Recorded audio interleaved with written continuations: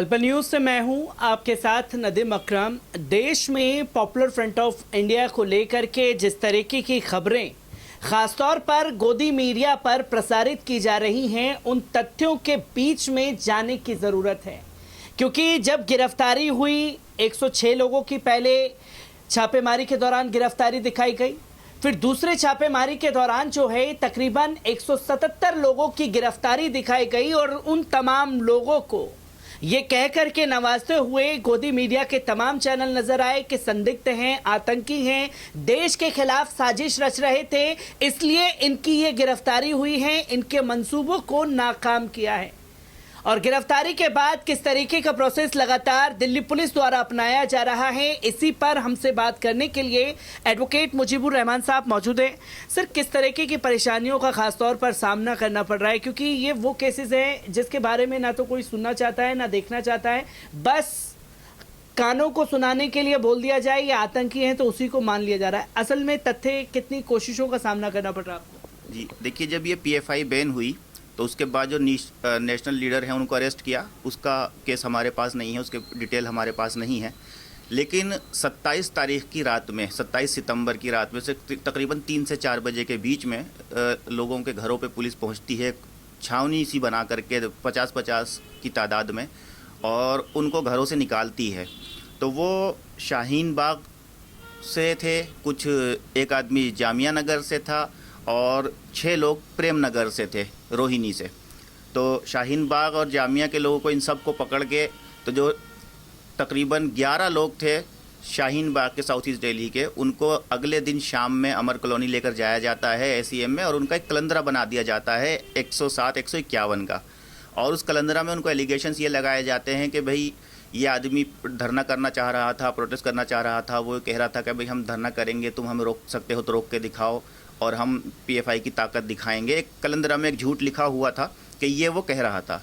तो मैं पर्सनली उधर गया, मैंने कहा कि भाई हमें अपने सबमिशन देने हैं, तो हमारे सबमिशन की हमें अपॉर्चुनिटी नहीं दी गई, ना उनकी बेल श्योरिटी जो है वो भरवाई गई। कलंदरा में क्या होता है, श्योरिटी बॉन्ड भरवाते हैं और रिलीज़ करते हैं, जेल भेजने का प्रोविज़न ही नहीं है।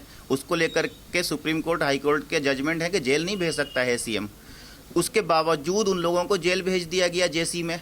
कितने दिन की भेजा गया हमें ये नहीं बताया गया कि कितने दिन की भेज रहे हैं, ऑर्डर भी हमें नहीं, वर्बली भी नहीं बताया गया। उसके बाद अगले दिन 28 तारीख को हमने 7 लोगों के लिए एक रिट पिटीशन फाइल करी हाबियास कॉर्पस की, और उसमें मिसलेनियस और चीज़ें हमने प्रेयर की कि भाई हमारे लोगों को इस तरीके से जेल में भेजा गया है, ये अनलॉफुली, उनको छोड़ा जाए। उसके बाद क्या होता है, लेकर के आते हैं 2 तारीख को अमर कॉलोनी में फिर से पुलिस वाले, और वहाँ उनको बेल दे दी जाती है। अब 2 तारीख को जब उनको बेल दे दी गई, उसमें से 6 लोगों को बेल दी गई 2 तारीख को, और 2 लोग जो फैमिलीज जेल के बाहर पहुंची, तिहाड़ जेल में उन सबको रखा हुआ था, 6 के 6 लोगों को, जो साउथ ईस्ट दिल्ली से थे। उसके बाद 4 लोग नहीं निकल के आए। अब फैमिली परेशान, भाई 4 नहीं आए, तो रात हो गई, वहाँ इंतज़ार करते रहे। पुलिस वहाँ जेल अथॉरिटीज़ से पूछा, उन्होंने कहा सुबह आना, सुबह पता करना आके। अब फैमिलीज़ उन 4 लोगों की जो नहीं आए थे उनकी फिर वहाँ पहुँचती है सुबह में, कहते वो तो हमने रात ही छोड़ दिया था उनको। तो रात छोड़ दिया था तो कहाँ गए, कि हमें नहीं पता, हमने छोड़ दिया, चले गए यहाँ से। तो पता ये चला, हमने आइडिया लगाया कि उनको किसी दूसरी एजेंसी ने शायद उनको पिक कर लिया होगा इलीगली तरीके से, लीगल डिटेंशन में ले लिया। हमने फिर एक उन 4 लोगों की तरफ से दिल्ली हाई कोर्ट में फिर एक हाबियास कॉर्पस की रिट पिटीशन हमने फाइल करी। उसके बाद वो लेकर के आते हैं 3 तारीख को। 3 तारीख को उनको प्रेजेंट करते हैं, यानी कि 2 की रात में उठाया था, 3 छोड़ करके 4 तारीख को 3 बजे प्रेजेंट करते हैं, 43 आवर्स के बाद, जबकि प्रोविज़न है कि 24 आवर्स में। और एक एफआईआर हमें बताई जाती है जिसकी कॉपी भी हमें नहीं दी गई, 355/22 ये एफआईआर है। उसके अंदर जो सेक्शन है आईपीसी के, वो 120B क्रिमिनल कॉन्स्पिरेसी की और 153A धार्मिक भावनाएं भड़काने की, और साथ में यूएपीए की भी तो धाराएं लगाई गई थी। धारा 10 एक जो है मेंबर होने की, बैंड ऑर्गेनाइजेशन की, और 13 अनलॉफुल एक्टिविटी करने की उस ऑर्गेनाइजेशन के तहत, जिसकी सज़ा तकरीबन 5 से 7 साल है। अब उनको लेकर आए 4 लोगों को, south east Patiala house court में प्रेजेंट किया। 3 तारीख को हमने आर्गूमेंट किए, भाई क्या सबूत है इनको जो है ये ऐसी एक्टिविटी कर रहे थे, क्योंकि बैन किसी ऑर्गेनाइजेशन का मेंबर होना क्राइम नहीं है। अगर बैन होने के बाद भी वो उसकी एक्टिविटी करते हैं वो और उसको कंटिन्यू रखते हैं उन एक्टिविटीज़ को जिसकी वजह से बैन हुई थी, तब वो क्राइम होता है। ये खुद सेक्शन में लिखा हुआ है, सेक्शन 10 यूएपीए के। हमने जज से कहा कि भाई इनके ठीक है, इनके पास क्या एविडेंस है, तो पुलिस ने वहाँ एक नई हमें थ्योरी बताई कि साहब एविडेंस ये है कि इनको 2 तारीख से बेल मिली थी, ये अपने अपने घर चले गए और इन्होंने घर जा कर के रात में प्लानिंग करी शाहीन बाग पहुँच करके, और एक दूसरे को इन्होंने मैसेजेस किए। मैसेजेस ये किए कि हाँ भाई हम कल धरना करेंगे, तुम आ जाना, हाँ भाई आओगे, हाँ भाई आएंगे। और उसके बाद सुबह में 3 तारीख की सुबह में ये 3 तारीख की सुबह में इन्होंने धरना किया, और जब इन्होंने धरना दिया तो इन्होंने पॉपुलर फ्रंट के फेवर में नारे लगाए, झंडा फहराया और रास्ता रोका। तो इसीलिए हमने इनको यहाँ पकड़ के ले आए हैं इस एफआईआर के अंदर।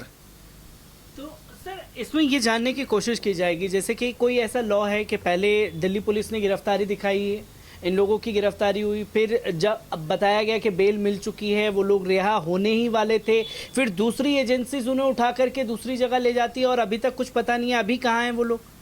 नहीं, उनको दिल्ली पुलिस ही उठा के लेकर के गई थी।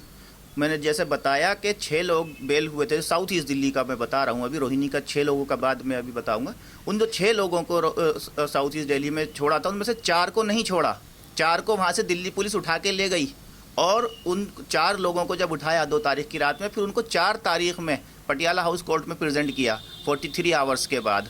और ये कहा कि ये साहब छूटने के बाद 2 तारीख को छूटे, 3 को धरना फिर कर रहे थे और ये पॉपुलर फ्रंट की एक्टिविटी कर रहे थे। तो हमने पूछा कि साहब ठीक है, ये कह रहे हैं कर रहे होंगे, तो वहाँ की इन्होंने कैमरे से रिकॉर्डिंग की होगी, नारा जो कह रहे हैं लगा रहे थे तो नारे की रिकॉर्डिंग की होगी, सबके पास जो है मोबाइल फ़ोन है, या किस लोकेशन पे कर रहे थे, चलिए यही बता दीजिए सर, मैं सीसीटीवी फुटेज निकाल लाऊंगा वहाँ आसपास के लोगों की। तो ना उन्होंने मुझे लोकेशन बता पाए जज के सामने, ना एक फ़ोटोग्राफ रख पाए, ना एक वीडियो फुटेज रख पाए, ना ये कह पाए, लेकिन बस वो कह रहे थे कि साहब हमें इनकी पीसी दे दीजिए, हम इनसे पूछेंगे तो ये हमें बता देंगे कुछ।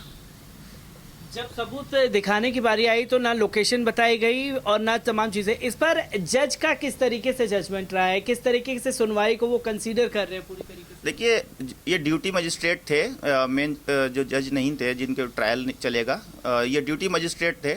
और हमने तो पूरी लॉफुल बात की थी, लेकिन उसके बावजूद भी उन्होंने 3 दिन की पीसी दे दी। हालांकि कोई एविडेंस, सिंगल एविडेंस नहीं था ये साबित करने के लिए कि ये कुछ ऐसी एक्टिविटी कर रहे थे जो पुलिस ने लिस्ट की। ख़ास बात मैं बता दूं आपको, जो एफआईआर हुई थी वो 29 तारीख को हुई थी। एफआईआर पहले हो गई क्राइम करने से पहले, और क्राइम किया इन्होंने 3 अक्टूबर को और 29 सितंबर को एफआईआर हो गई। ये भी बड़ा आश्चर्य की बात है। मतलब जो गिरफ्तारी जो हम लोग देख रहे थे लगातार टीवी चैनलों पर, जो बताया जा रहा था कि 3 तारीख को जो दोबारा छापेमारी के दौरान जो है उन्हें उठाया गया, 29 तारीख को ही पूरी कहानी रच दी गई थी, जिस तरीके से दिल्ली पुलिस ने एविडेंस दिखा करके बताने की कोशिश की। अब मैं एक पहले उसका बता देता हूँ। अभी प्रेम नगर वाला, उनको भी 27 तारीख की रात में 3 से 4 बजे ही उठाया गया था और वही कलंदरा बनाया गया उनका भी, उनको भी जेसी में भेजा गया। और उसके बाद वो कल छूटे 4 तारीख को, और उन 6 के 6 लोगों को जैसे छूटते ही सिविल यूनिफॉर्म में 6 के 6 लोगों को उठा के ले गई पुलिस।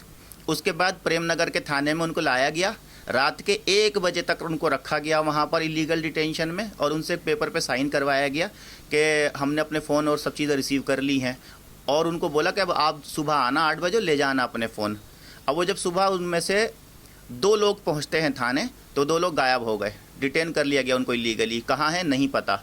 उसके बाद एक व्यक्ति जो अपने घर से निकल रहा था सुबह 8 बजे करीब, उसको भी उसके घर के बाहर से पुलिस वालों ने उठा लिया, वो कहाँ है उसका भी नहीं पता। और ख़ास बात ये समझ में आई कि दिल्ली पुलिस जो फ़ोन उनके रखे हुए है और जो एक दिन थाने में रख रही है इलीगल तरीके से, वो आपस में पुलिस वाले खुद ही मैसेजेस कर रहे हैं एक दूसरे के फ़ोन के ऊपर कि हाँ हम प्रोटेस्ट करेंगे, दूसरे फ़ोन से लिखते हैं हाँ हम भी करेंगे, आप आना, हाँ आप आना। तो एक एविडेंस क्रिएट करने के लिए कि ये मैसेजेस कर रहे हैं एक दूसरे को, प्रोटेस्ट करने की तैयारी कर रहे थे, ये एविडेंस दिखाया, ये कोर्ट के सामने उन्होंने कही ये बात। ये बातें खुद पुलिस वालों ने कही है? जी, एसीपी साहब ने एक्सेप्ट की, जो आईओ है इस मैटर के, उन्होंने कहा कि साहब ये मैसेजेस भी हैं व्हाट्सएप के। मुझे ये नहीं समझ में आ रहा कि जब फ़ोन अगर वो कह रहे हैं कि विक्टिम अक्यूज़ को हमने दे दिए थे, तो उन्हें कैसे पता चला कि व्हाट्सएप मैसेजेस कर रहे हैं ये एक दूसरे को। जो लोगों की सर गिरफ्तारी हुई है, उन लोगों के नामों के बारे में अगर आप बताना चाहें, क्योंकि तमाम लोगों की जब गिरफ्तारी हुई तो साफ तौर पर ये बताने की कोशिश की गई ये संदिग्ध हैं, ये आतंकी हैं। कोई ऐसा ठोस सबूत पेश कर पाए हैं कोर्ट में अभी पुलिस द्वारा? नहीं, इसमें आतंक के चार्जेस नहीं लगाए हैं, सिर्फ सेक्शन 10 और 13 के लगाए हैं कि ये बैंड ऑर्गेनाइजेशन के मेंबर हैं, उसका कार्य कर रहे हैं अभी भी, और उसके बैनर के अंदर जो है ये डिसरप्शन करना चाह रहे हैं। बस ये इनके ऊपर चार्जेस लगाए हैं। कोई आतंकी चार्जेस नहीं लगा पाए हैं कि आगे की फिर किस तरीके की लड़ाई लड़ने वाले हैं आप, जो तमाम चीज़ें सामने आ रही हैं? देखिए, जहाँ तक है कि ये एक पुलिस ने एक ओपन एफआईआर कर दी है जिसमें किसी का नाम नहीं है, एक क्लियर जर्नल एफआईआर है। अब उसके बाद पीएफआई से जुड़े हुए लोग या जिसके पास भी जिसको लगता है कि कोई कभी किसी प्रोग्राम में पीएफआई चला गया होगा या पीएफआई के कोई ऑर्गेनाइजेशन सेमिनार अटेंड कर लिया होगा, ठीक है, ऐसे लोगों को पकड़ पकड़ के उनके ऊपर वो उस एफआईआर में उनको जोड़ा जा रहा है। ये क्लियर कट एक कॉन्स्पिरेसी है दिल्ली पुलिस की, और इसके अगेंस्ट में हमने काफ़ी एविडेंसेस इकट्ठे कर लिए हैं और इसको हम बहुत जल्दी बर्स्ट करने वाले हैं। और जो भी दिल्ली पुलिस के ऑफिशियल या उनके जो भी कंप्लाइसेस हैं, जो भी लोग हैं उसमें जुड़े हुए, उन सब के खिलाफ हम जो है कड़ी कार्रवाई करेंगे। कड़ी कार्रवाई करेंगे। सर, क्या आप लोग कोई गोदी मीडिया जो लगातार दुष्प्रचार कर रहा है, खासतौर पर जिन लोगों की गिरफ्तारी हुई है, गोदी मीडिया के खिलाफ भी कोई सख्त एक्शन लेंगे? क्योंकि जिस तरीके से बताया जा रहा है कि यही संदिग्ध हैं, यही आतंकी।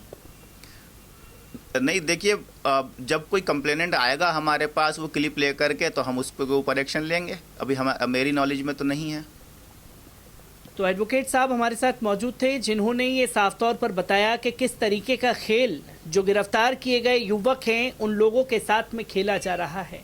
कैमरामैन शब्बीर के साथ मैं नदीम अकरम।